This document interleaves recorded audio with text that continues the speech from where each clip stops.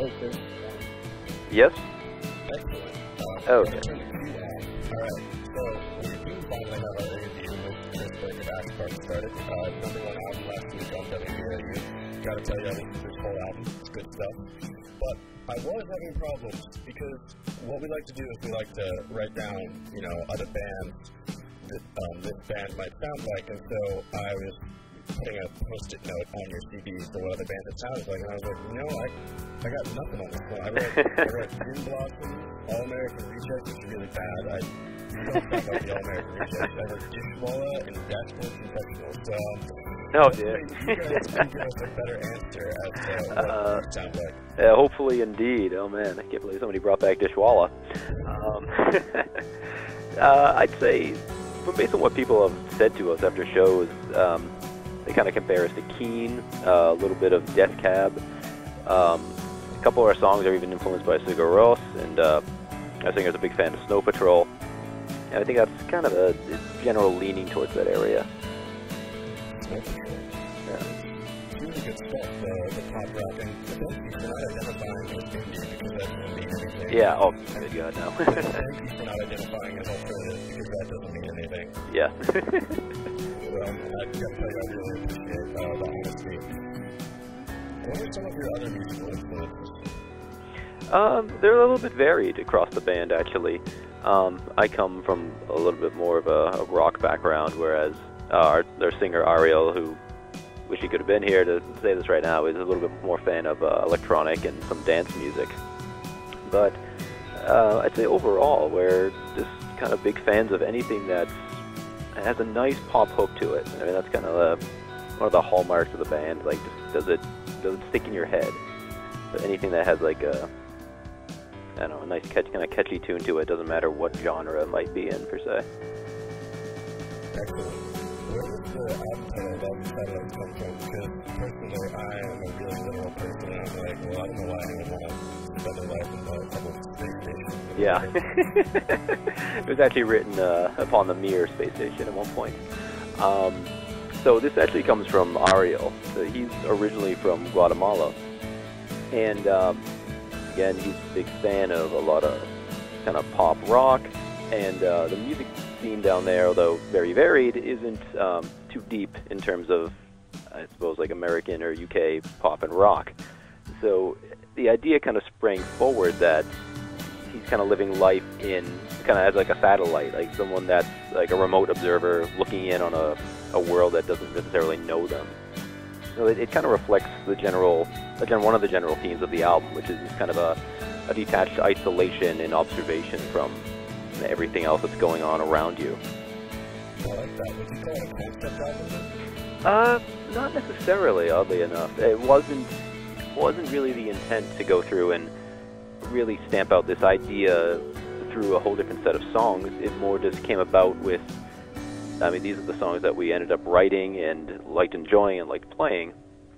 And I guess one of the common themes, when we started actually looking back retroactively, we discovered, hey, we have this list of songs, and this is kind of it turns out this is what we're talking about, and I guess this all fits really well with one of our songs, Life in Satellites, that we decided to put as the title track.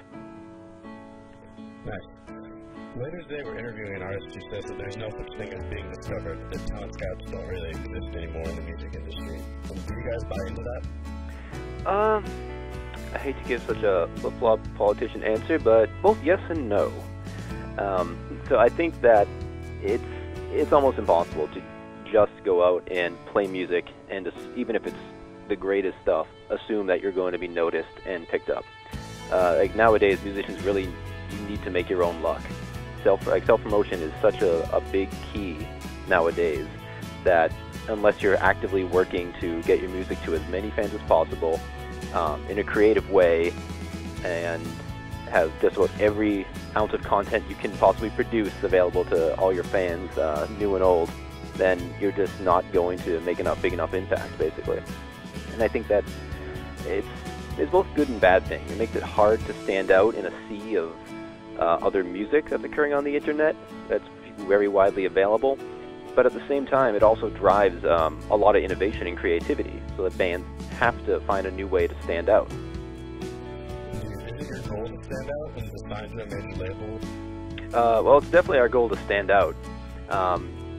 As for the signing, it's a little bit of a curious question. I mean, we definitely like to have someone to take care of all that promotion and assisting in distribution, so we can focus on music. I mean, that'd be the ideal. However, nowadays, given all the tools that musicians have online, you have to kind of sit down and ask yourself before you sign that contract that used to be the gold standard of you made it. And you have to ask, well, what can they do that I can't do with, say, a MacBook and I don't know, a couple of microphones. So you can record, produce, and make an album yourself. You can distribute it online yourself. You can get yourself on various radio stations, internet radio, and basically send your music across the world from the seat of your computer. So it's kind of a toss-up. It's a matter of like, what can a record company still do for you? Right. Granted, we still wouldn't reject it if they offered us if someone offered us a contract at the time. Right, and sites like Bandcamp also great. Kickstarter. Great. Oh, absolutely. And there's actually, those are both fantastic sites, as well as this other website called Earbits that we've been getting a lot of plays on and actually got a fair amount of recognition for. That's been just an absolutely great tool for us. As indie musicians, what's your take on the RIAA in fighting against piracy, especially for people? So, I mean, as working musicians, we do want to get paid. We spend a lot of time and a lot of effort and admittedly a lot of money producing this album and getting our songs out there. So it would be nice to be paid for our work. However, legislation like SOPA and PIPA take it too far. I mean, if you look at actually some of the wording of it, it seems it's very open-ended, and it could absolutely limit not just the spreading of illegal music, but it completely clamp down on free speech across the internet. The fact that this would allow a government agency to shut down any site that someone posted someone else's content without permission, it's just too far-reaching. I mean, it's going about it the wrong way in a much more of a kind of stranglehold-like fashion, I think. I don't want to interject too much of my politics into this, but my feeling is that it only benefits people who have the resources to go to court and stake those claims, or hire the legal counsel and get their stuff together. And it's not going to help the artists; it's going to help the distributors.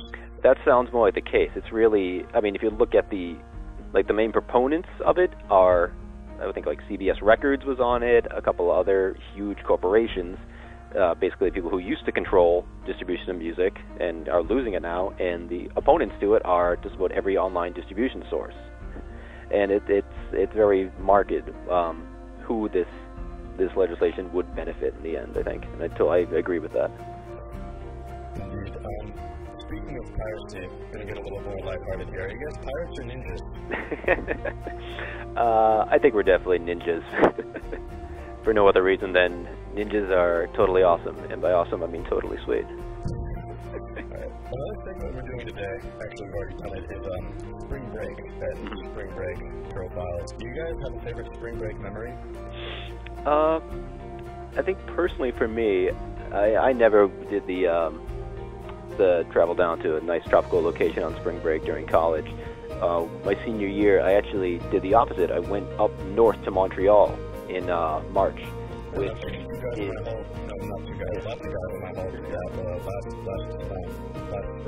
Oh, really? No kidding.